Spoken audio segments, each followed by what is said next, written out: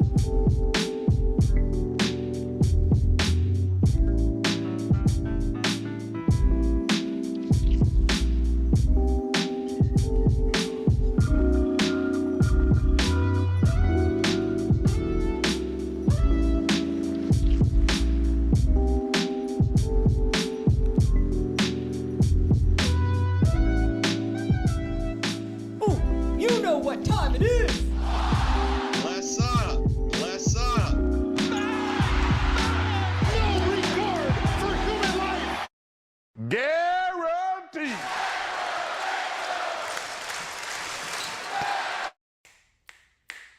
Deuce and Mo, Deuce and Mo, Deuce and Mo. They tell you what they know. Deuce and Mo, Deuce and Mo, Deuce and Mo. The podcast that you know. Deuce and Mo. Deuce and Mo, Deuce and Mo, Deuce and Mo. They tell you what they know. Do it for Deuce and Mo, Deuce and Mo. Hey, do it for Deuce and Mo. When it comes to the Kings, it's my favorite show. Do it for Deuce and Mo, Deuce and Mo. Hey, do it for Deuce and Mo. When it comes to the Kings, big hopes and dreams as we cover our kings. Never cover the kingdom, but we loving our kings. And we covered your prayers as we doing our thing. Big Deuce with the par, Lil Mo on the screen. Solo or together, still do it for team. Never switch up for $1 or revenue stream. So we always got each other, balance out the beam. Deuce and Mo, and that's the end of the theme song. Do it for Deuce and Mo. We are live! Happy Thursday. Happy Thursday. Happy T.R. Reagan's birthday Thursday. Oh, Morgan's mom's birthday today. Yeah. That's awesome. How's everybody doing on this Thursday? Let's get it going. What up, Deuce? Hey, what's up, man? Hey, Morgan. Hello. I'm rooting for y'all. Let's go, Kane. Good point on the chat. Aaron says, Big Deuce no longer with the part. Yeah. What does that mean? I Like, don't have the part. You know, I'm with my new look. And, you know, I got to be honest. I don't feel like my new look is getting kind of the attention and love it deserves at this point in time because, you know, I did the whole shaving head thing. I'm like, oh, we're all going to make fun of Deuce. But now, you know, I've got it cut since then. I got this nice fade. And it's been a week. It's been a week that people have seen it cut. And Deuce, No, it hasn't been a week because we didn't do podcasts. I got it cut Wednesday. We didn't have a podcast. That's what I'm saying. So you're not getting the love that you really want because you haven't even been on that long since getting the new cut. And it's like, why are people just going to like praise a new little buzz cut? You've seen a few compliments. It just gives me. I just think it makes me look way cool.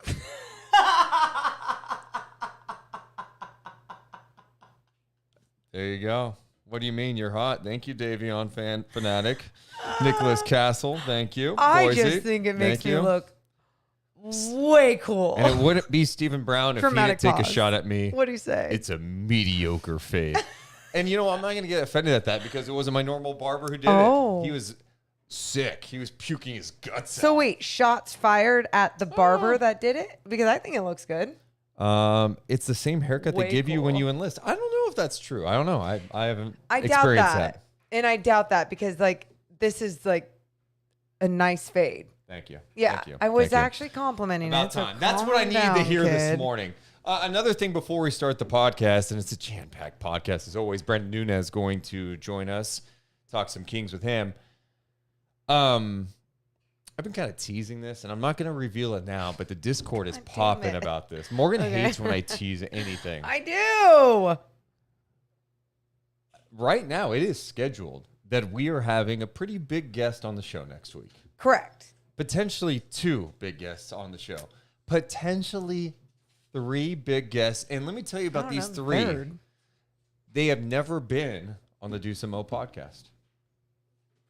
I can't think of the third. I said it last night on playback, actually. I did. So I'm really excited for next week, potentially. Next couple weeks. Yeah. No, I'm excited as well. I just think it's funny because obviously the NBA postseason still happening, right? But with Kings, because the draft is always so exciting with the Kings, there's so much to talk about with this draft that it's never ending. And it is so fun. And it's so fun getting different perspectives and hearing from different people as well. Absolutely. It's a damn fun time. All right.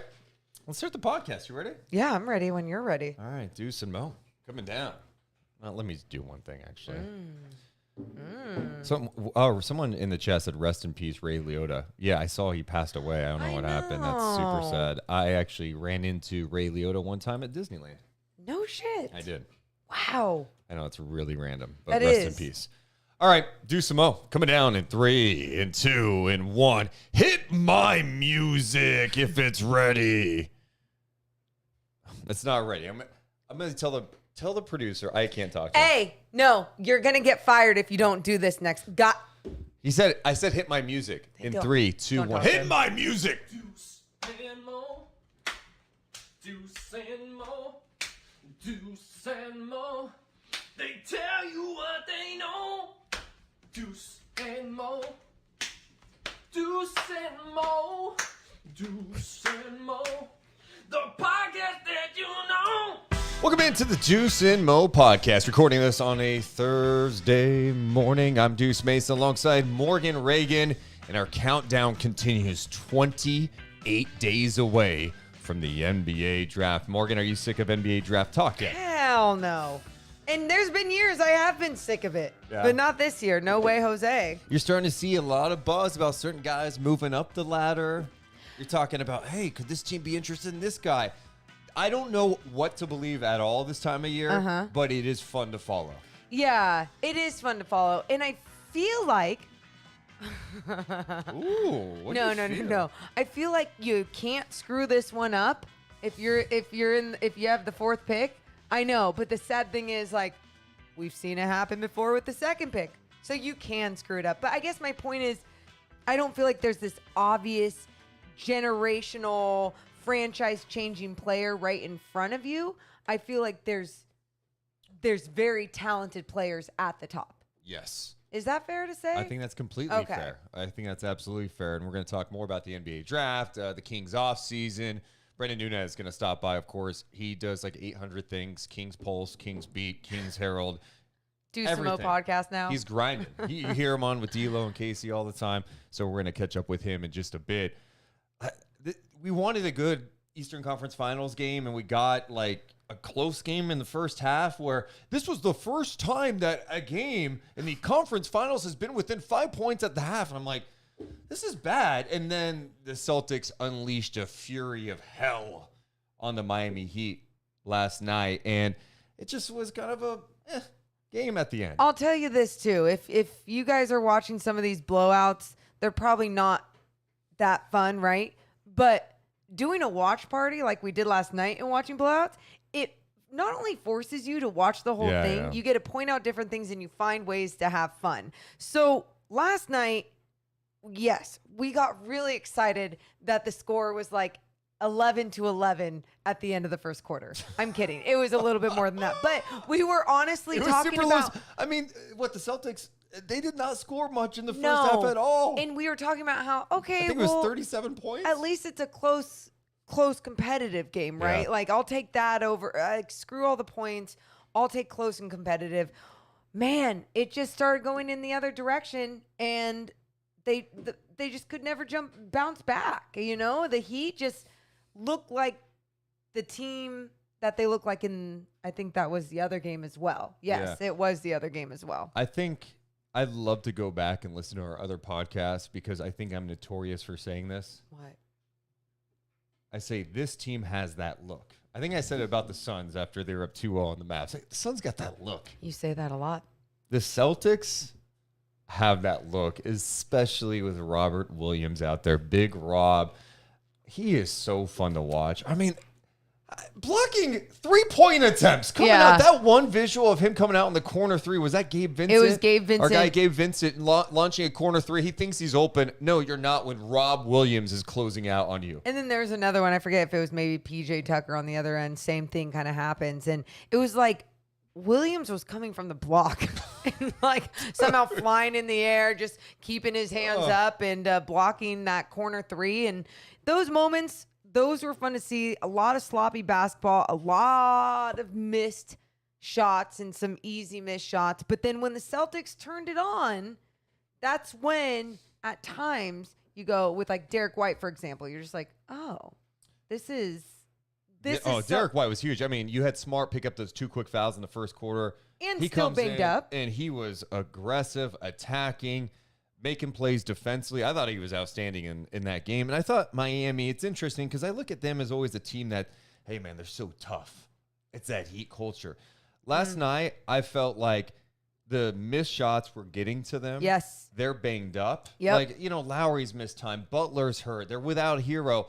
It was the first time I felt like the gas tank was almost empty. Like running on fumes. It's like they allowed their offensive game to dictate their defensive game as well. And that's a little bit unfair because I would never want to question their effort out there. It's just like what you just said, Deuce. The fumes, the fatigue factor in their legs. And people can be like, but all the guys are like this.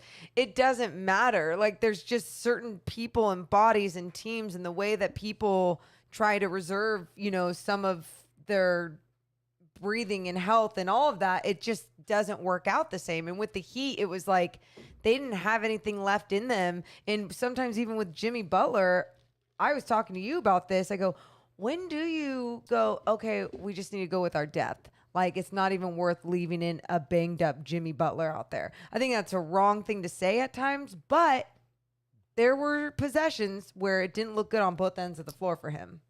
I definitely went to the trade checker right after Embiid tweeted out, Miami needs another star. Because I'm immediately going, all right, is Embiid wanting to go to Miami? Can Pat Riley construct a deal? Embiid wants out. He's going to Miami to be with Jimmy Butler. But yeah, I just don't think they've got the horses to get it done now. And Boston, man, I just look at the pieces they have and I go, man, Celtics Warriors could be a lot of fun. And Boston has a legit chance because they've got the pieces to defend. I mean, you have a defensive player of the year in Marcus Smart. You've got Rob Williams. Horford's been playing out of his mind. You got Jaylen Brown, Tatum, Grant Williams. When Jaylen Brown has a game like that too, those are the games when you're like, okay, I can picture this. Dunk. Yeah. No. Oh my God, that was nuts. But I understand that. And I feel bad again going into this postseason, having my doubts about the Celtics. I didn't believe. It wasn't even like, oh, I completely just doubted them as a team. I just didn't believe. And they've proven me wrong. And then with the Warriors, you had Draymond Green months ago when the team was not looking so hot, talk about they're going to be in the championship. They're going to be in the finals. And we all laughed in his face, and now look where they're at. They're close. They got to close it out tonight against the Mavericks at home. They should. You want all the rest you can get. Brian says it's going to be a Golden State Warriors cakewalk. What? I always wonder like that saying too. Yeah, what is a cakewalk? What? It's literally walking with the cake. Like we were at Madonna Inn over the weekend. They were walking with the cakes Oh my God. the fridge, display fridge, and like they were getting standing ovations. But wait, if you say like it's going to be a cakewalk, is a cakewalk easy or hard? It's supposed to be easy. Well, but, like, cakewalks can be very difficult if the cake is big. I think the Warriors cakewalk with the Celtics would be like a 3-tier. Oh, absolutely. There's multiple tiers. Like, this is not. See, could it fall? It may fall. So you're right. It could be a cakewalk, but not like it's not just like a sheet cake. No, not like funfetti out of the oven. It's no. You're talking wedding cake that's like $10,000 with 7 tiers. Yeah. All right. Cake. That was a good breakdown. But I do think that series could be a lot of fun. Assuming that both teams close it out. I mean, Golden State can't mess around tonight. Like you. Well, you if can't you because lose tonight at home. You got to go back to Dallas. Hell no. You need the rest. You need the guys to rest their legs. So then we don't have to, 1, talk about fatigue in the finals, but 2, just so maybe you can even have that advantage on the Celtics if they don't close it out in time. Steven says Andrew Wiggins finals MVP calling his shots. What? Andrew Wiggins has been really good in this playoffs, and it's a great example of a guy. Remember that was a top draft pick. So many people calling him overrated. He had all this. He got all the expectations that come with it. He got paid by Minnesota, gets traded there, and it's like, okay, how's this all going to play out?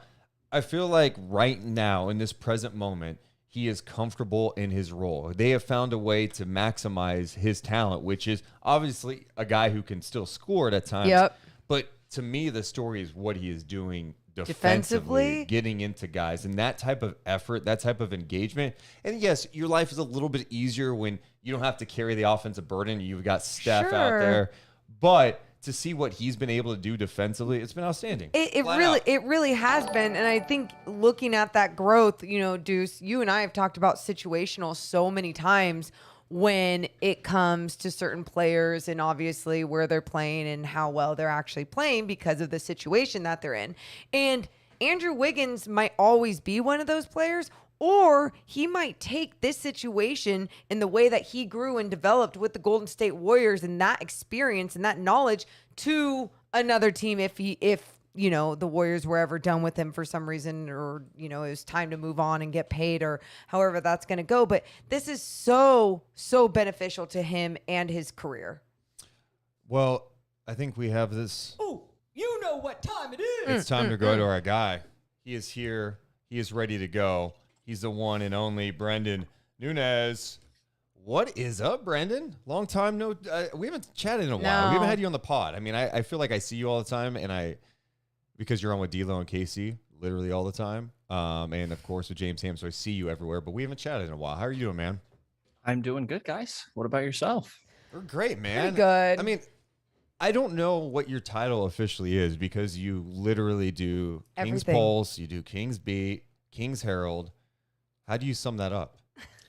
I just try not to think about it either, I guess. I have 3 different recordings today, if you count this one. So I don't know. I just go with the flow. If I keep myself busy, it keeps me motivated to keep going from one thing to the next. Wow. Are you just kind of obsessed with everything? Right. Not even just right now. I feel like have you just been obsessed and intrigued with all of this King stuff, whether it's from coach to coach and the draft and everything else, and even just Kings fans wanting all this content? Does it make you more obsessed?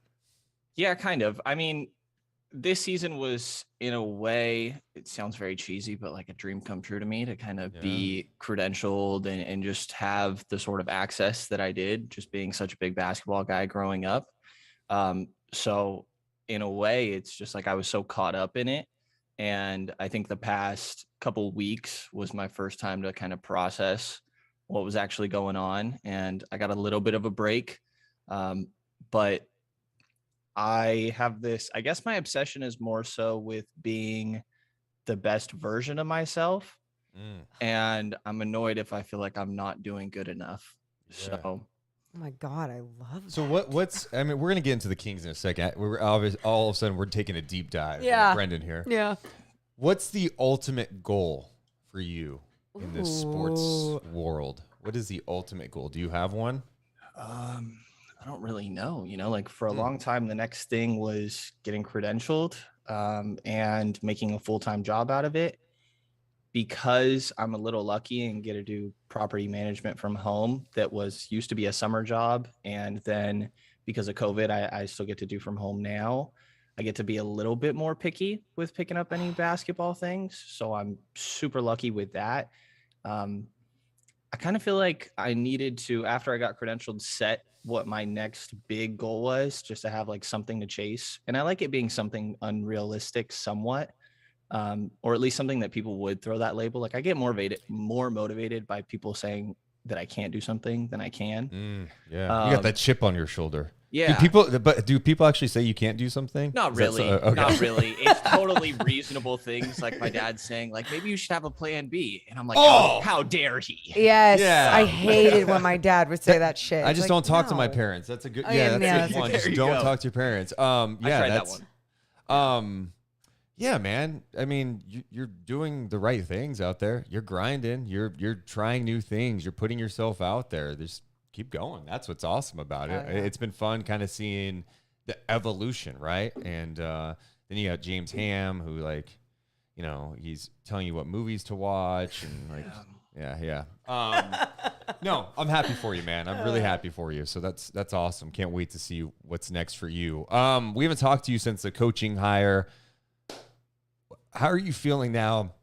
A couple weeks after we find out that Mike Brown is the new head coach of the Sacramento Kings? Yeah, of course, Mike Brown was the one I did the least amount of background and research on. And I just wasn't all familiar with him beforehand. I guess this is me being a little bit younger. But after it's all went through and the couple assistants that he's hired as well, like, you can't help but feel good about it. I think I also tend to be more optimistic rather than not, because, I mean, we cover the Sacramento Kings. I feel like we kind of have to find a way to be at times. But I feel pretty good about it. I think that a lot of the defensive issues was communication and kind of accountability. And I think a lot of it is trusting the guy next to you. Like we heard a lot about like Buddy and Bagley at the beginning of last year. And it almost felt like there was an aspect specifically with De'Aaron and Tyrese a little bit as well. And some of these other guys, Richaun at the beginning of the year, that it's like, why should I give my everything if it's just eventually going to be one of these other guys messing up and they're not quite doing it? Like, so I'm excited for the defensive improvement. I like defense and I've been deprived. So I'm hopeful there. And it's going to be interesting to kind of see how it all plays out. And also from media side, I'm interested to kind of see how communicating with Mike Brown is. Because I'm only, 20, 30 games in. I'm about to be on my third head coach. Oh my God. Isn't that so weird? Like the relationship factor, like the way that you have to keep building these new relationships. I mean, I feel like you're kind of like us where it's like you try to make a genuine and organic relationship though, and I think Mike Brown, from what we keep hearing, it feels like that's going to be what the media, the relationships they have with Mike Brown. You see what the Warriors and their PR staff has been doing, and even in Golden State, and how they go about things. Like, he's going to already be used to all that. I don't even care about, honestly, he could call me an asshole every time he sees me. If Love the Kings you too, are winning Mike. games, I don't care. I don't care. I don't care how Rick Adelman was not good with the media, but guess what? Rick Adelman won a ton of games with Sacramento. I don't care how nice you are. For sure. But I think the one thing that I keep hearing about him, not even as a person though, and it's like, we're not just talking about people with Sacramento. We had someone on the other day, Jordan, with Swish Cultures, and just him talking about Mike Brown. Everyone's like, oh, this guy is like, he's going to be organized. His practices are going to be super detailed. And I think it's this roster, especially like Fox, like, they need that. They've had so much freedom. And that's what I kind of want to ask you, Brenden, with that. It's like, do you feel like Mike Brown, from what you've heard and everything, can actually get that buy-in from this squad and this team to make them not only a better defense, but even a better team offensively as well? I think so. I think it's also probably an easier situation than what Luke Walton walked into. Like, I think that these guys are in a position where they're kind of ready to do it all right now. Not that they necessarily weren't before, but it feels a little bit different with the Sabonis acquisition. And not that it needs to happen instantly, but I do think it's a quicker timeline maybe than what I feel like some people are kind of saying. Like, he has 2 years left on this contract. And while of course he's saying like, I love it in Sacramento, and that does seem very genuine. Like, he seemed really excited in that first presser. I would imagine somebody like that just wants to like find a home after hopping around. What is this, his 4th team or something like this? And he's only as old as De'Aaron Fox at this point. So, but we've seen how Sacramento can kind of break people down. So I think there is a little bit of pressure on this season. Yeah. And the idea of there being like a learning curve to learning a system, like we saw with Boston, like it eventually turns around and it all works out. But the beginning of the season being slow is something that I'm kind of expecting, but also don't know how slow Sacramento can really allow it to be, which is tricky. But I mean, I do feel good about it. I think that they're in a position where the roster, I don't think it'll be all too difficult to get these guys to buy in. I think De'Aaron Fox is probably ready to kind of change the narrative around him. Yes. If I'm Fox, I'm really annoyed. Specifically, the one that stands out to me is DeJounte Murray passing him up. It's no disrespect to DeJounte Murray, but like, if I'm Fox, I think that I'm better than that guy. And for him to make an all-star appearance before Fox does would get to me a little bit. Yeah. So I think these guys have a lot of things to prove. If Dante DiVincenzo comes back showing that he's better than just the surrounding pieces that he was in Milwaukee, Davion Mitchell proven that, maybe that I'm not this low ceiling outcome like people are putting a label. So I think that Mike Brown is in a situation where in my mind, it should be easy to get these guys to buy in, but who knows? Yeah, and you were talking about Fox, and I've referenced what he said in his end of season presser many times just about the want for structure. But something else he talked about was like just admitting he didn't have a good year. Yeah. He had a good stretch, and that was important for me to hear from him a little bit too, just because it's so easy to assign blame and I was being held back, or this situation was bad, so I wasn't playing well, and not accepting some responsibility. Sure. I felt like he did, and I'm with you. I think he might have a chip on his shoulder, and if he's upset about someone like DeJounte Murray maybe passing him up, well, go prove it, because what you have to do is start the season well, but he's got to be better defensively. Consistent, too. And that's what I think I'm most excited about Mike Brown, because I wonder, and we were just talking about this before Brenden got on, Andrew Wiggins was not known as some like defensive guy when he played in Minnesota. Yep. He had the tools, right? It's about how do you get that out of him? And a lot of it comes with experience and reps, but it's coaching, being put in the right situations. And I think Fox has defensive potential. I think he's got the tools. Can Mike Brown get him in a situation where he could be successful defensively? That's what I want to know. Yeah, it'll be interesting to see. In the whole like DeJounte Murray thing, which applies to what the defensive conversation you're talking about, isn't a slide on DeJounte Murray at all. I think it's kind of what you were saying of like, well, Fox should just think that I am that caliber of player, so I'm going to go do it as well, not like anything towards Murray or any of these other guys. And I think we've seen moments from Fox on the defensive end, and that's kind of part of the frustrations, right? It's like, I think of the Miami game earlier this year, they put up on Jimmy Butler at the end of the game. There was a different game he asked to guard Brandon Ingram. I don't know that Paul George too. Yeah. There was a game against Paul George with the Clippers that he played some nice defense on him. I don't know that any of them went like amazingly, but they were also, it was good. And I like that he's accepting the challenge. And I think that somebody else having a little bit more of the offensive responsibility to take off of him with Sabonis can allow him to put more effort on the defensive end. I think also if like DiVincenzo or Davion are out there alongside him and he's not asked to kind of get through a bunch of screens all the time, that he could look a little bit better. I think a lot of it is kind of picking and choosing where to exert effort, which I get why is frustrating, but I kind of also understand how a player could fall into that last season. And let's be real too, because even talking about some of those guys that De'Aaron was guarding, it's like you have to experience that to find growth and to get better in this league as a defender. Playing against your same old guys at practice all the time, or even in training camp or whatever it is, like that's only going to help you so much. But the experience of trying to guard some of the big stars in this league, that's what's those moments, having that film even to help you in those moments, have those teaching moments, that can really take De'Aaron Fox to the next level. Yeah, absolutely. And all of those guys are bigger too. I think there's almost something about Fox guarding up a little bit, and he does a good job of like having a wide base and not kind of giving up too much ground and taking on a little bit of a challenge that way. So another thing I'm kind of curious about with having Dante and Davion alongside him.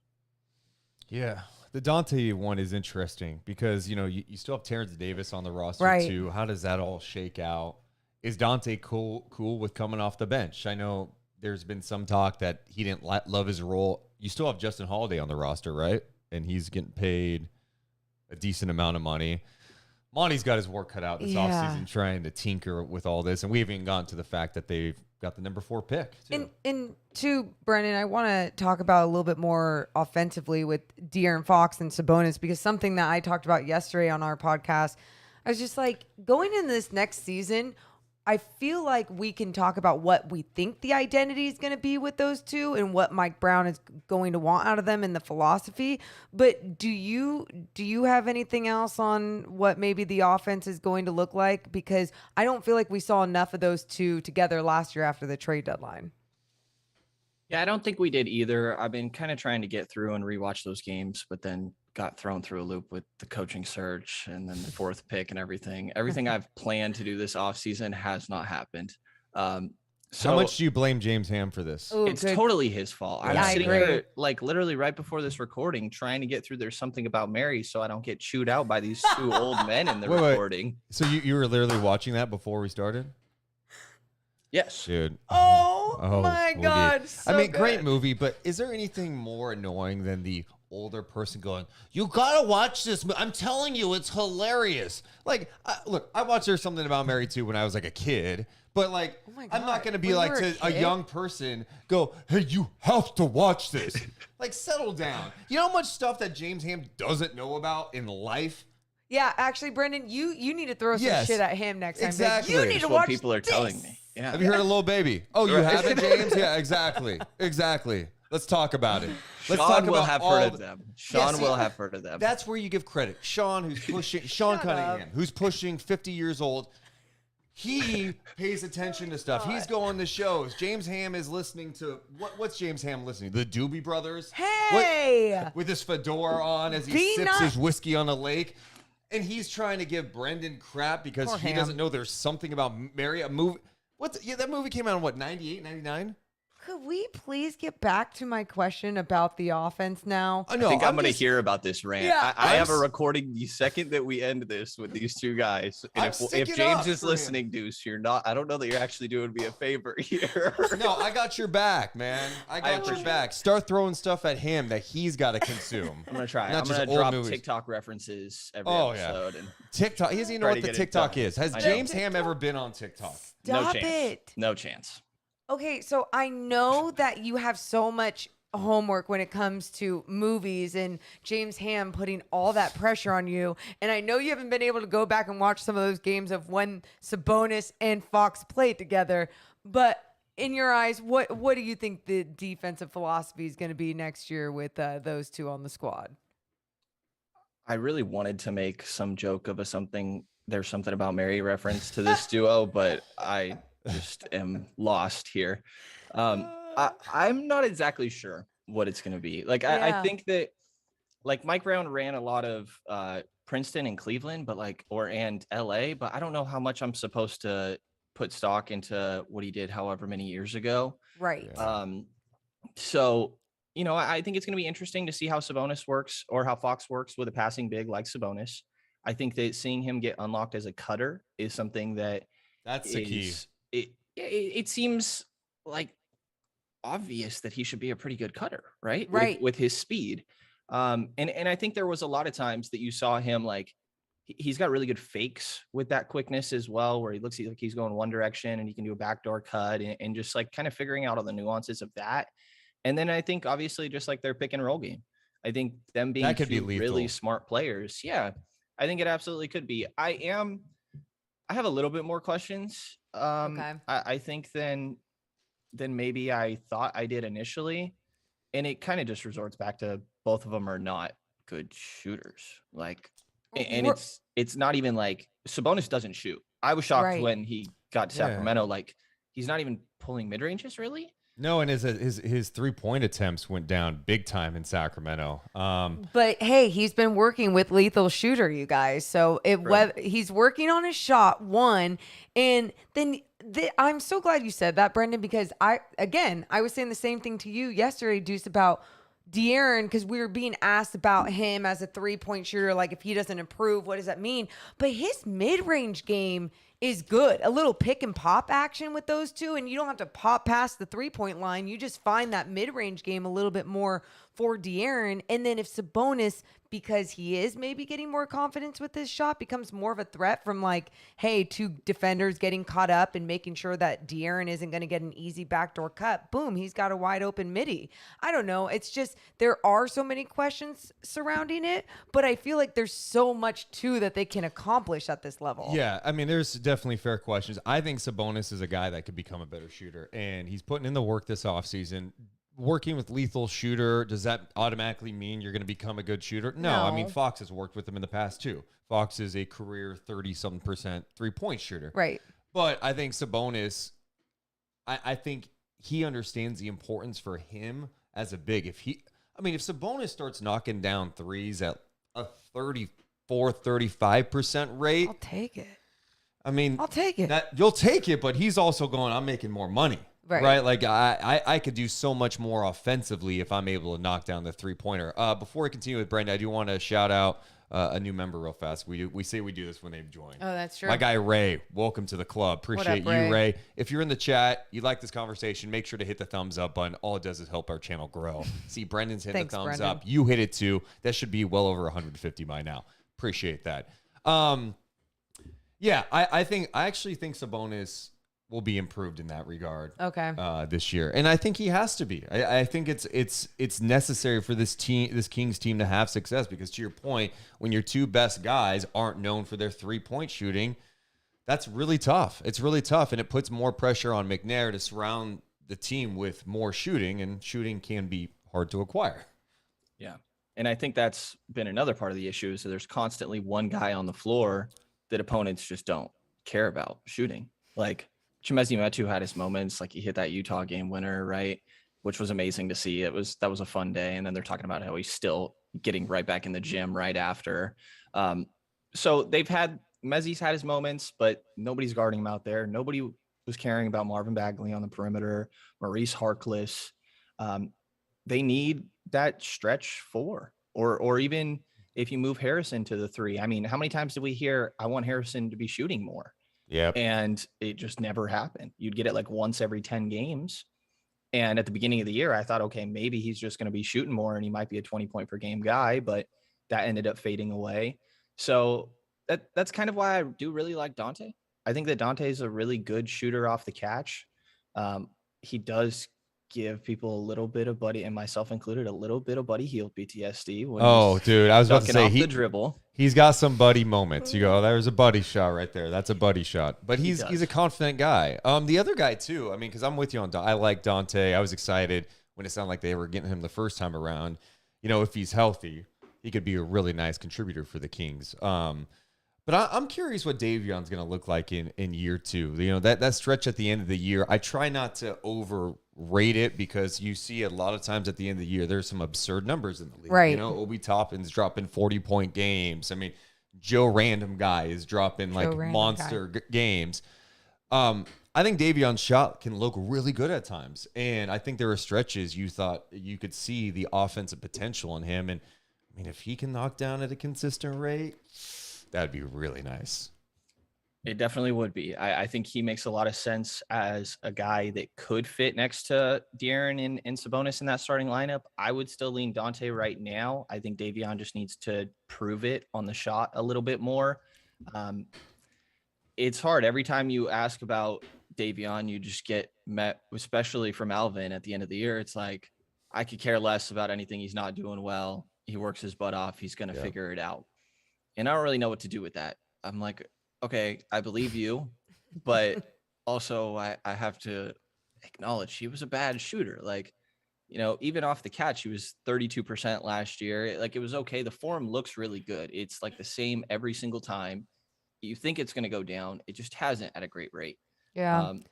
And everybody has to be at least an average shooter around Fox and Sabonis.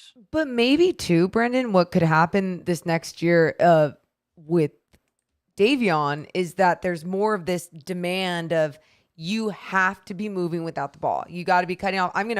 So if it's Sabonis, I'm going to find you off that cut. So boom, he's more of a threat there, which could help open up things with even his shot, right? Because people have to respect the cut because he's going to be moving, which we did not see a lot of and enough of after the trade deadline with those two. But hopefully that's something that we could see more that could only benefit the way that he's shooting the ball on the floor too. Yeah, it'll be interesting. I think it's obvious that like that's what he needs to work on this offseason, right? And the crazy work ethic. I mean, this is kind of where we see how much it pays off, right? I think we know that there was that 1 year at Baylor that is not an outlier necessarily. Like he had a really good rookie year, and especially that final stretch, he showed a lot. To me, he makes a lot of sense as a backup point guard, though. The pick and roll game that he has and the off the dribble creation, because he has moments where like I think I'm a little crazy for it, but sometimes I'm like, there's a little almost like Drew Holiday here with like the space he's creating. You're not crazy. Yeah. You're not crazy. I feel like I'm about to slander Ham again, but Ham was on with D'Lo and Casey comparing him to Beverly, and I text Ham right away. I'm like, don't you ever compare Davion Mitchell to Patrick Beverly offensively. No, but I think Davion would never throw his jersey in the stadium after. Yes. No, never. Well, I don't know, man. People talk about Minnesota's celebration. The King celebration in We'd arena be freaking out. Okay, guys, we would be freaking out. I think the players would be excited. I'm not going to go as they would be Patrick Beverly excited. Okay. I don't know. You got to remember Fox. Remember when Fox at Kentucky, he lost and they got eliminated. Him and Bam were like bawling their eyes out. There's down emotional and think about down. I'm just saying. I think there could be. I mean, what are we talking about here? Yeah. Hey, what if the Kings win? Do you think they'll have a Minnesota-like celebration? One more thing with Davion too, you guys. I do feel like we are sometimes. I don't think we're harder on him in his rookie year or anything. I think we look at him differently because he is a part of the Sacramento Kings. So it's hard to, when he has those good moments, we're like, I'll believe it when I see it more. I'll believe it when I see it on such a consistent level and there's more normalcy to an entire basketball season with this King squad. I feel like that's what we're going to have to see to actually give him the credit that he probably deserves. Yeah. And I can't help but constantly compare him to Zaire Williams, Moses Moody. Like, I was shocked when they took that pick.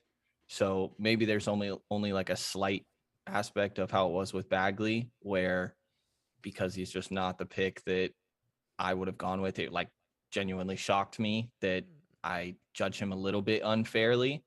But to me, yeah, if you're expecting immediate production, because I still don't know what best player available means to this front office. Like, it feels like best player available, but they kind of have to be okay right now almost, but it's hard to tell with these last 2 drafts. So yeah, I think I've been pretty harsh with Davion, and sometimes I feel a little unfair. I think at one point I said there's 10 other people I would have drafted at that spot, and 10 was harsh. 10 was harsh. I think I can get to 5. 10? I can get to 5. I want to hear your 5.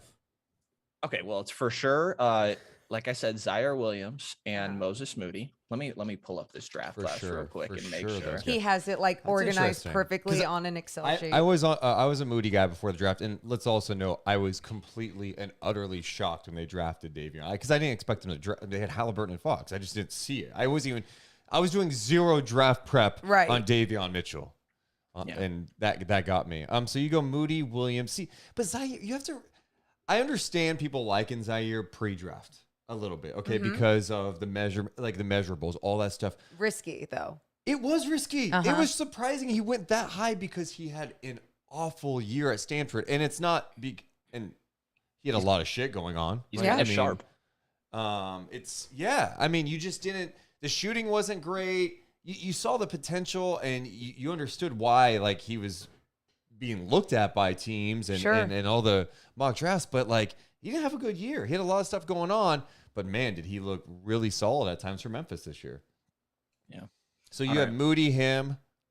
Zaire, Moody, Trey Murphy. Wow.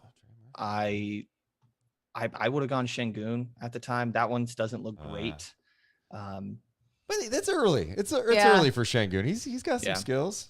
I would have done Book Night. It's still questionable with Book Night.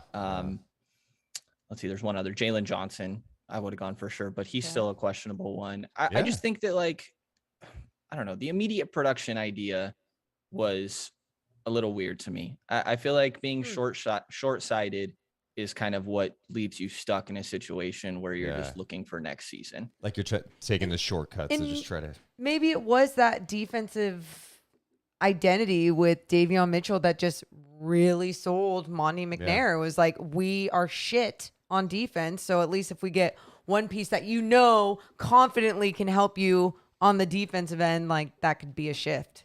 And the culture thing probably wasn't just fluff. Like, I think the idea of changing the culture with somebody that's a crazy hard worker like that, I think there was like some genuine thought behind that. So I think Davion could still be like, we could look back and he still is maybe the best player available at 9, but I think that this is where you see if the work ethic really shows by what sort of improvement we see year to year.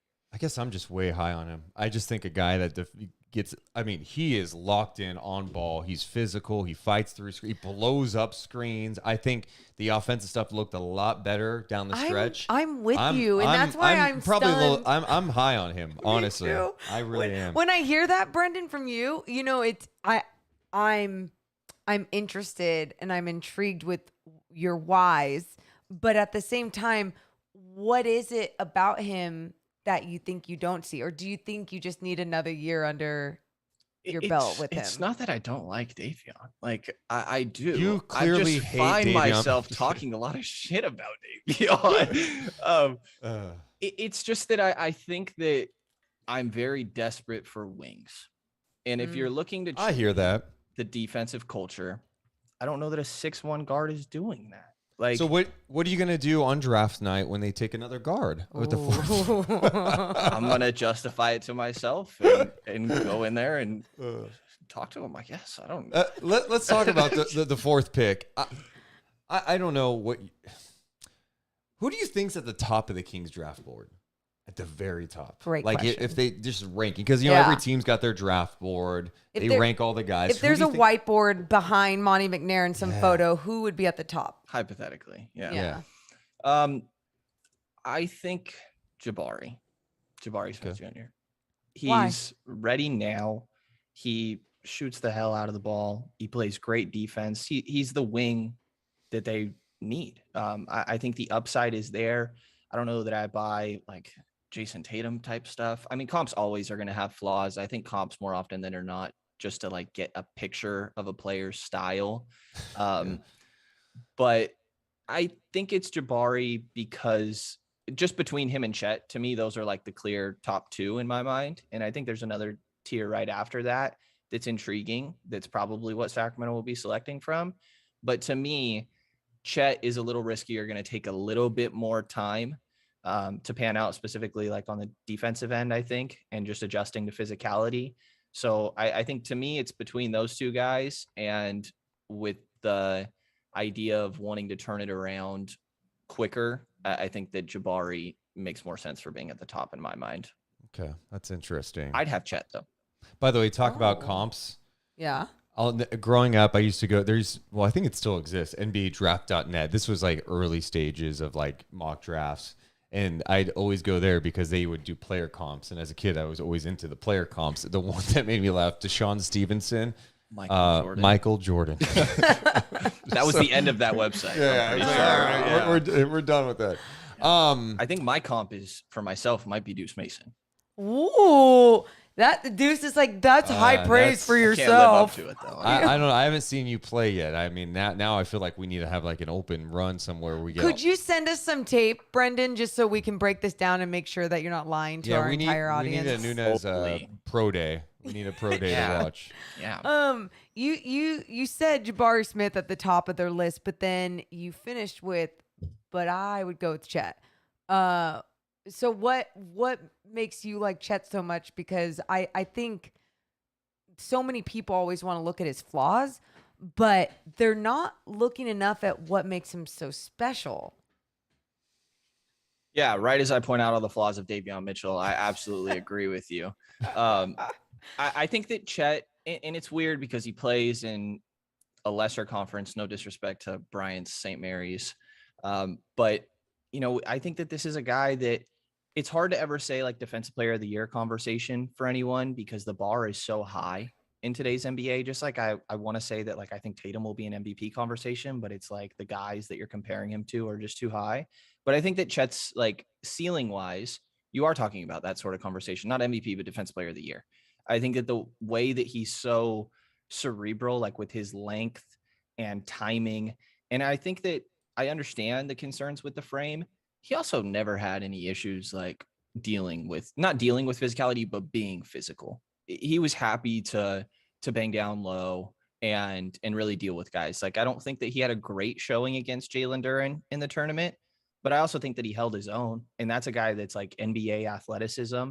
So I think that you're getting rim protection. I really like passing from bigs, and Chet gives you that to an okay extent.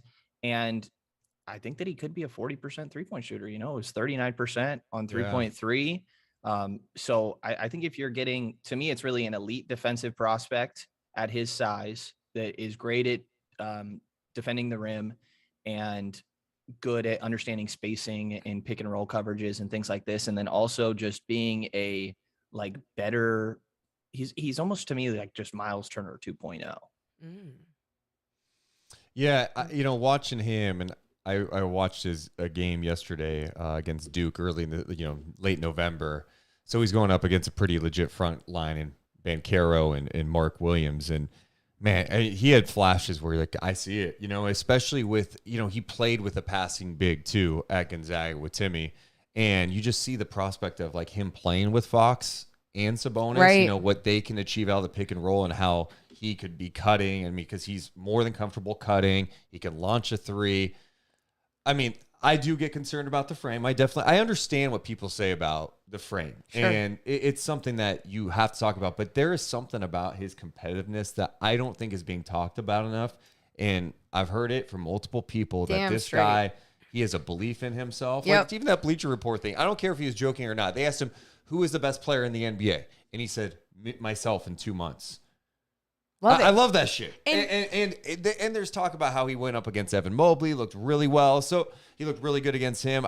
I just think, although he may take a second, if you think he's got the potential, if he has the potential to be this great modern day special big unicorn like big, go get him. Because Brenden, you mentioned like the Miles Turner 2.0, but what I really think is everyone's trying to compare him to something, but he's not very comparable. He is his own thing. And that's what, in my eyes, makes him a special player. So even if you are skinny or play at your own pace or whatever the hell it is that you do, if you execute playing in those categories at just being that special unicorn type player, you don't need to be comparable. And that scares people sometimes. So that's why with Chet, like, I think if you're the Kings and you feel that same way, you find any way you can to move up and get him.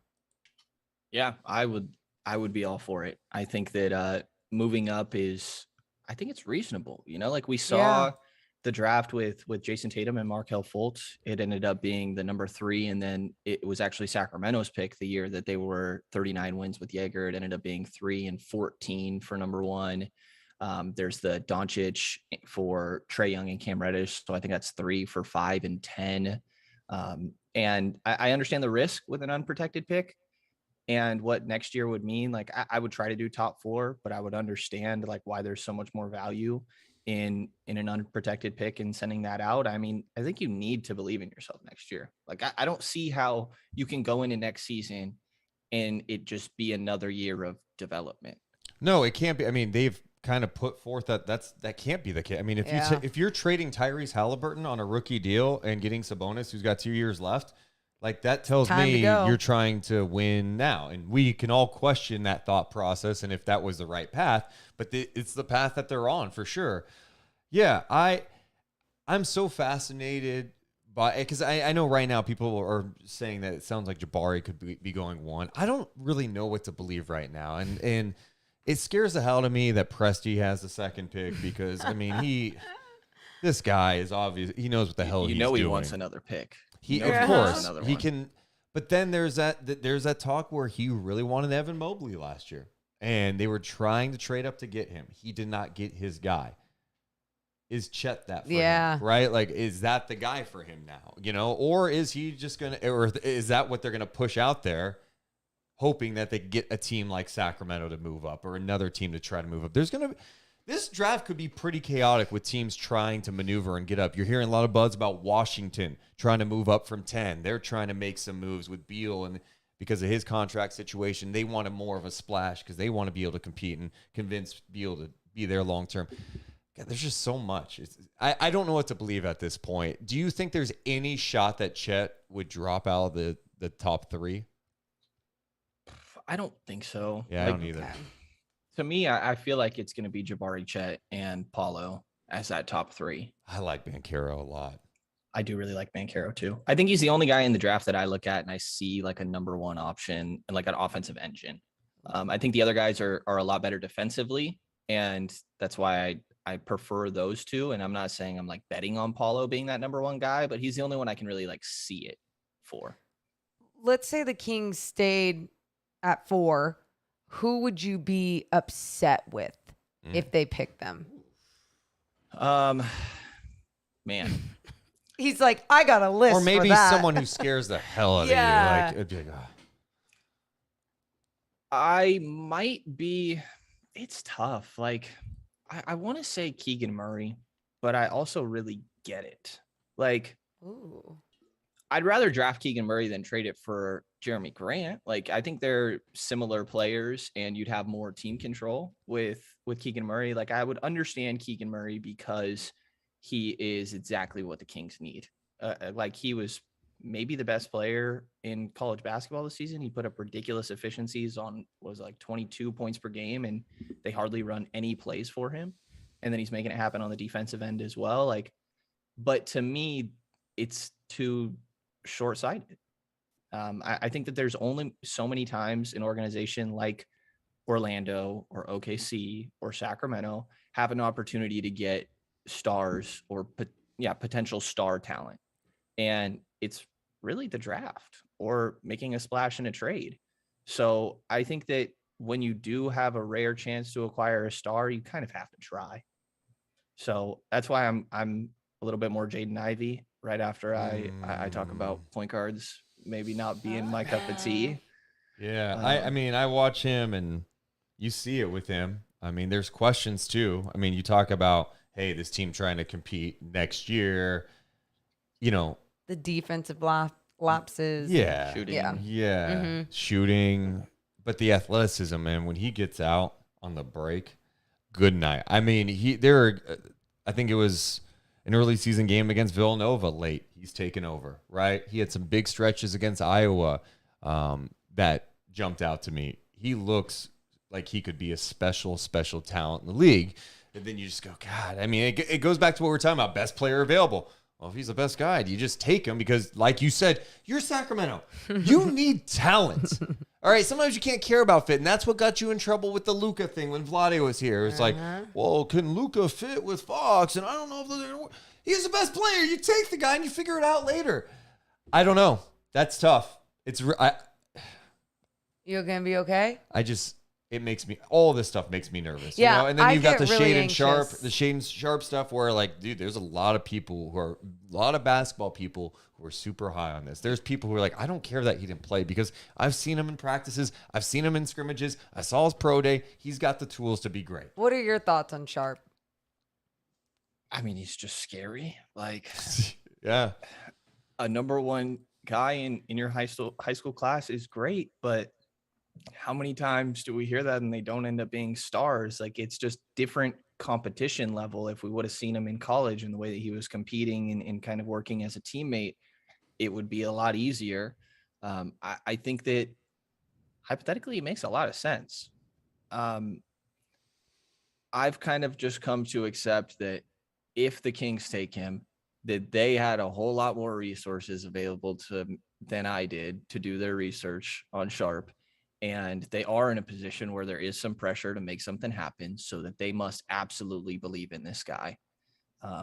And so if they do their due diligence and that's the decision that they decide to go with, then I just kind of have to believe. Like, I see the idea, but it's scary. It's long. If I were in those interviews with a lot of these guys, and if any of them had that Chet Holmgren mentality, I'm going to be the best player in the NBA. Like, you're selling me so much. I think sometimes, and again, not just by saying that, yeah, okay, yeah, pick you just because you say that. No, but I think this is something I always talk about with Desmond Bane. You know, he talks about how many teams pass on him because they don't look at guys. Morgan brings this example up a lot. I do. If we took a shot every time he said this. Do you want me to talk about the examples you bring up all the time? Because I can name four. Thank you. Name one. Thank you. Name one. I will. We'll roll the tape. I will. Yeah, I didn't hear one. Because Brenden, okay, fine. Actually, let's go back. When you mentioned Chet in Bleacher Report, that was one. And you talked about, oh, yeah. I mentioned that twice. Okay, so that's already twice. That's been mentioned multiple times. Back to my point about Desmond Bane. We're going to need a ruling from the chat on who won this one. Yeah, come on, chat. Give me all the love I need. With him, whenever he talks about the mentality and how some teams don't look at, like, look, they can't measure how much we want something, how much we want to grow, how much we want to work. And when teams do see that or can understand that in a player, that's when you are going to get better as a team. And I think that's what obviously the Kings kind of saw in Davion Mitchell, like we talked about, that wanting that culture to change and having that hard worker on the squad. But you talk about a lot of these guys, if someone has that mentality too, I feel like I'm going to veer in that direction. Do you think there's going to be a guy that we're talking about after this draft, kind of like Davion, where a lot of people didn't do their homework thinking the Kings were going to pick Davion Mitchell. And then obviously afterward they understood what he could do. Do you think we're going to have that same kind of thing? And if so, what guy would that be?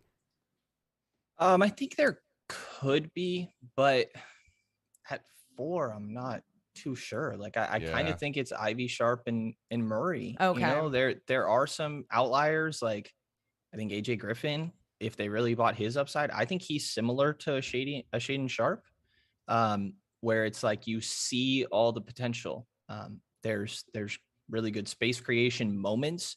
Bryant West just put out his profile on the Kings Herald this morning, actually, and I know there's moments where it's hard to forget that he's only 18 years old, but then there's a lot of moments where it's really hard to not forget that he's 18 years old. He's got a lot of flaws on the defensive end.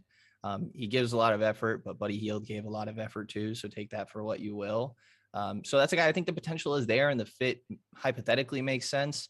And the one other like outlier thing I could see is maybe like Dyson Daniels. That's the guy that is starting to rise right now. Yeah. And we've seen him play I've seen him play in person twice. Morgan's seen him more than that because she saw him in Vegas. And I was intrigued by his talent. And now you're hearing, well, he's like almost 6'8". He's still grown. He's young. He can do a little bit of everything out there. Plays good defense. Can handle the rock. Yeah. I mean, there's a lot to like about Dyson Daniels. I actually think the other G League Ignite guy that is, I think had higher hopes of being a lottery guy is Jaden Hardy. And he didn't shoot the ball well with the G League Ignite, up and down year for sure. I guess in his latest pro day, he shot the hell out of the ball. And, I don't know what that's going to lead to, but he's a projected second round guy. Someone could be getting a steal there if Sure. he pans out because he's still young. He did the G League Ignite thing. If he could show he can knock down his shot, that could be a legit talent. But I like Dyson Daniels a lot. And, I don't see that at 4. And maybe we're all wrong. And maybe there's a lot of teams who feel like he's a top 5 guy. I feel like if Sacramento were to do Dyson Daniels, that's a trade down move. Maybe you have to trade down a couple of spots. Yeah, that makes sense to me. And maybe there's a conversation to be had with Detroit or Indiana. I don't know if Jeremy Grant is. I couldn't see a 4 in like Holmes for Grant and 5, but who knows if Detroit loves someone? Is there something with Malcolm Brogdon in Indiana? The Kyle Kuzma at 10. I'm kind of interested. Like, could they move Richaun Holmes for either 13 or 15? Charlotte has both of those picks. So maybe there's something there for one of those guys we're talking about. Like, is Mather in there? I really like Tari Eason. So I think that there's an okay chance that maybe Sacramento is picking a little bit later, but I don't know. It's tough to move out of 4, right? It really is. You're there. I mean, that's really tough. That's really, You really gonna be tough. okay? I mean, a couple spots is fine, but if they pick Dyson Daniels, who's the first one between the two of you to make a vacuum pun? oh, yeah. Oh. Dyson, yes. Didn't even think about that. So didn't? probably Yeah, Deuce. I thought about that a lot. The Richaun Holmes one, I don't know how to feel. Like, how do teams feel about Richaun Holmes? And I think they like him as a player. I don't know, based on some of the games he's missed, and maybe that's not going to be a thing that people care about. Just like the salary. Like, would teams be comfortable taking on his salary? Now, you look at him. Could he hang it on a playoff team in the playoffs? Yeah. I think he could because he can switch out on the guys. And when teams do go smaller, you see these giant bigs get played off the floor if they can't come out on the perimeter and defend the pick and roll. I think Richaun can do that, so he's got value for sure. But he doesn't shoot. No. He's great in the pick and roll. I don't know. Like, But I just don't know how teams feel. There's a lot of dominance. Okay, not obviously in this last year, but especially toward the end and everything going on. But you look at the dominance he did have in that pick and roll, and especially with someone that can pass the ball. And then you talk about a team like the Hornets, and then you got LaMelo. Exactly. Just you're creating that inside game with those two, and he just has that nice little push shot. Again, that was off, but we're going off of an off season. Why couldn't he be what we saw him and what earned him the contract that he got? I guess the other thing too is they did draft Kai Jones last year, and you got a guy on a rookie deal. I don't know, but it is interesting because that's a team that was tied to Holmes last offseason. Yeah, it feels like a lot of the Holmes conversation with like how last year went is just they lose a little bit of leverage. The Kings, I feel like that player's still there. He had such an outlier. That's true. I feel like he had a really outlier season. Like the 2 eye injuries, like it's not things that I'm worried about popping up again. Right. He clearly had off-court things going on that he was thinking about, which, who knows how that factors in here as well. Sure. And then Sabonis coming in, like, I think there's more of a sample size of him being this really efficient pick and roll player who's good at switching. Like, to me, makes a lot of sense for a team like the Clippers, who already have a lot of switching going on. Like, can you get like a Marcus Morris or like Luke Kennard? Those are probably a little bit favoring the Kings, either one of them. Like Dallas is a team that's been linked to him before. Those are ones where you're taking on a lot of money in return. Like, I had somebody ask me, Davis Bertans. Oh, Bertans, yeah. It's like, that's a shooter, but I think he has 3 years where each one is. I'm good on that. Yeah, one. I'm very good. Million. It's a bad contract. When you see him on the defensive end, like I would love to play him one-on-one. I think I could take him to the rack. His defense is so sorry. Like, no. Yeah. And Hardaway that's so Jr. is mean. on that team. Yeah. He has like 3 years on close to 20 million per, I want to say. So I think there's going to be offers, but it's interesting to me. It's either you're getting something expiring or you're getting a long-term guy that you believe in, that it's kind of viewed as a contract. Man. So I know you have a lot going on. You've got another podcast you're about to do with Ham and Sean. Is Sean going to be on that one too? I believe so. Yes. Hell yeah. What else is next? What else is on your docket? What do you need to promote? Well, I have King's Pulse later tonight with Hell Grant yeah. West, and we're doing our AJ Griffin profile right as he released his written profile. So diving into that one. I know people are probably more interested in the top of the draft, but you never know what's going to happen. No, you need to be prepared for anything. Yeah. And trade down conversations. You never know. Yeah. And we watched a lot of Paulo Banchero in the meantime. So that's pretty much what's going on. God, I'd love Banchero here. I'm on it. I'm on that. And I know some people are like, oh, he could drop. I don't see him dropping out of the top 3. Too much talent. I just don't know. Although hopefully he gets the whole like sweating thing, the deal. because he got IVs multiple times. Yeah. So whatever that condition is, hopefully they have found Yes. a little bit of a cure, whether that's through medicine or just hydration. Yeah. Who knows? NBA people could figure It's a that weird out. one.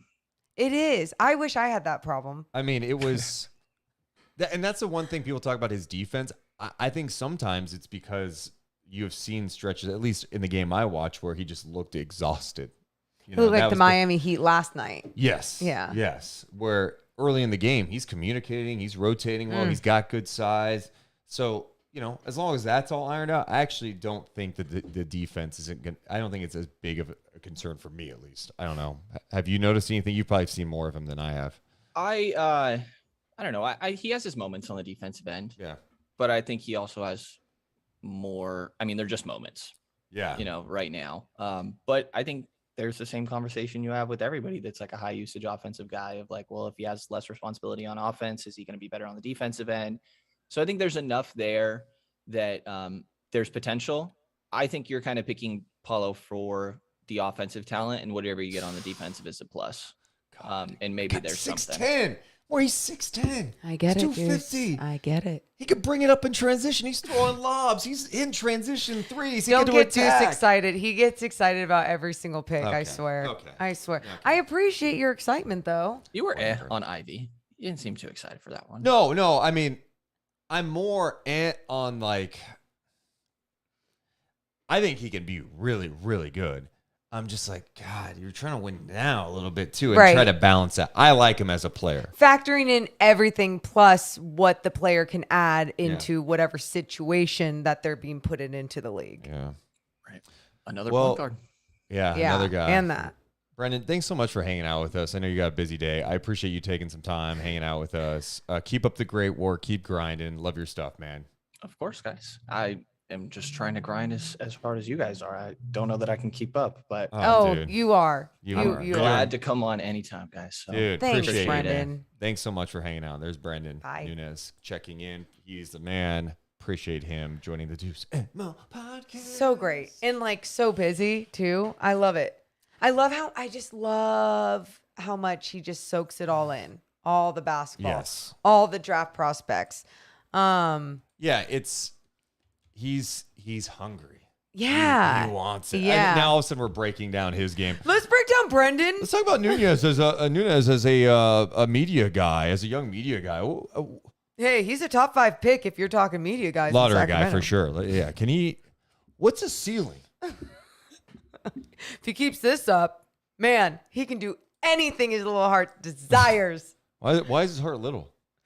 His big old heart desires. We've got more coming up in just a second, but we should mention that today's podcast presented by our friends over at East Sac Fitness. Deuce Mason was at East Sac Fitness this morning, 6 a.m. I was clanging and banging, sumo squats, Arnold press. I'm doing box jumps. I'm going insane right now because this summer it's going to be chiseled. Okay. It's my summer, Morgan. And if you're not about that vibe at East Sac Fitness, you can also go the other direction. They've got yoga. They've got spin. They've got so many other classes. You can namaste. I'm nama-go to lift some weights. There you go. They also have a recovery room, so both can meet in the middle and actually recover with the cold plunge pool. And then there's a shower in there. And then there's a sauna.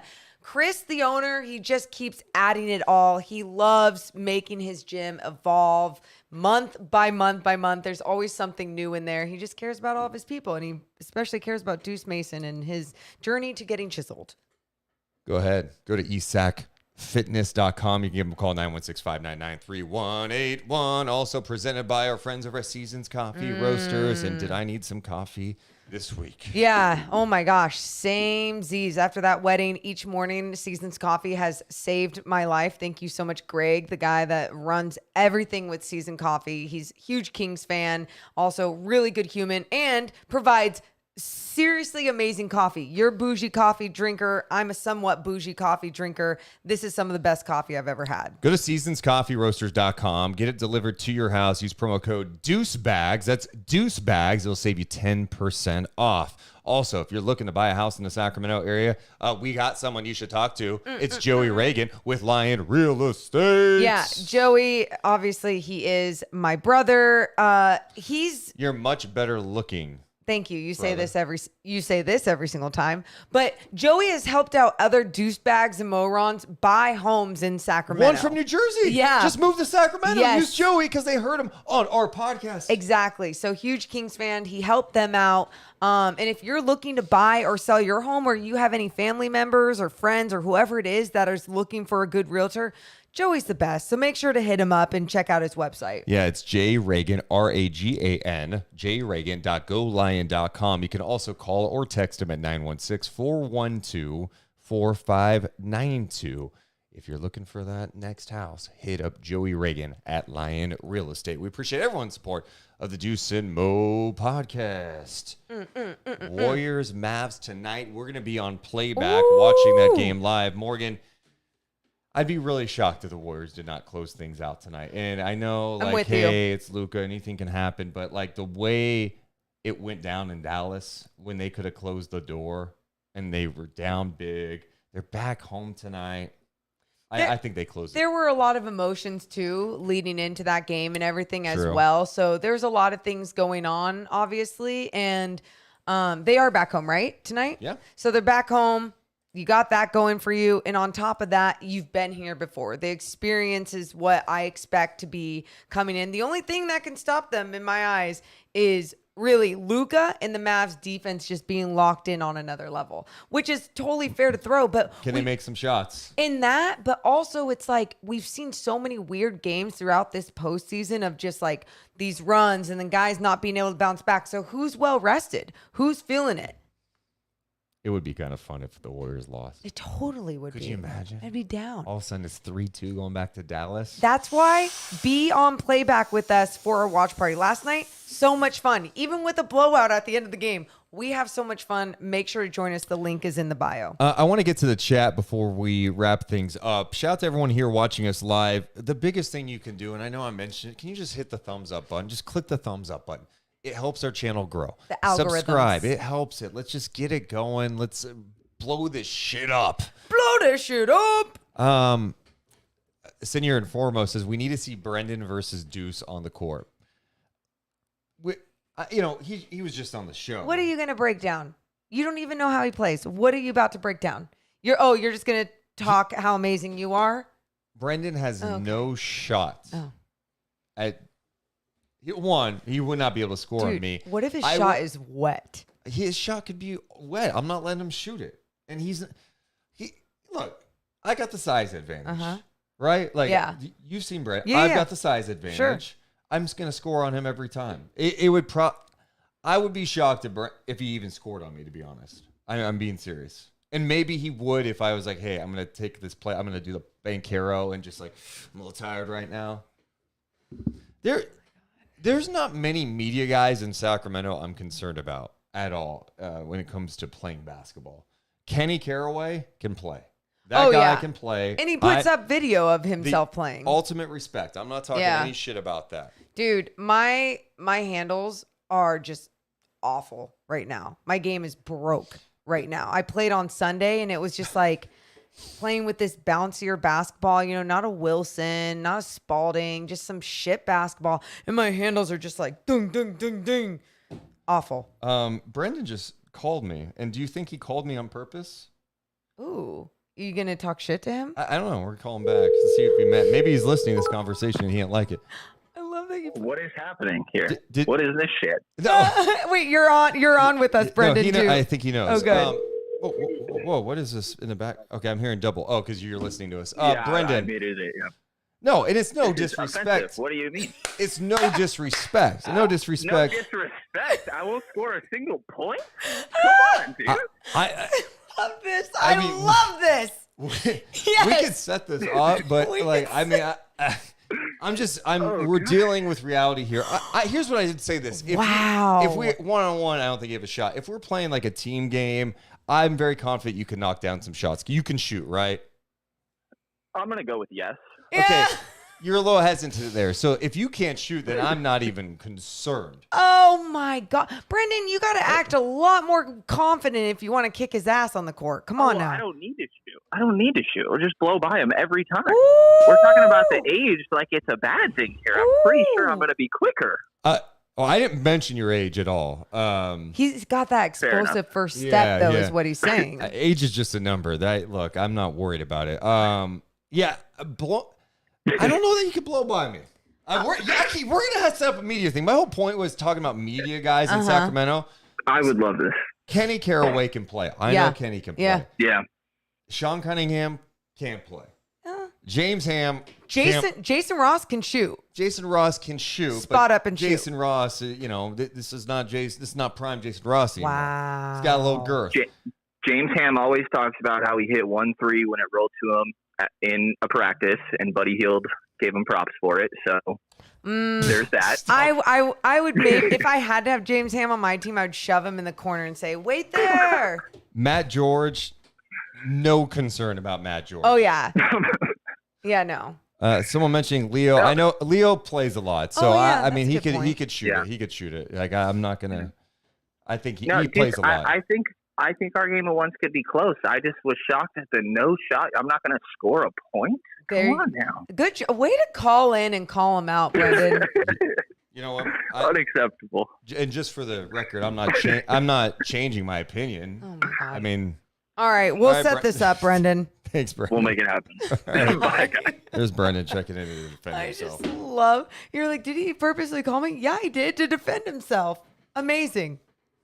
Oh my God! It might be a little summer thing we get out there. I mean, Morgan, we gotta get you going. Get I your know. shoulder worked out so we can go. play. Let's get some runs. What if we had like a basketball game where fans came out, podcast listeners, just play a little tournament? I see. Then I'm like, what, can we get sued? Yeah, if and someone gets hurt? things get competitive. That's the thing. You guys, during hungover basketball on Sunday with people I don't really know, I was dropping F-bombs every other breath. It's just very inappropriate how I speak, and I become a whole different person on the basketball court that I don't think people should watch that live of me.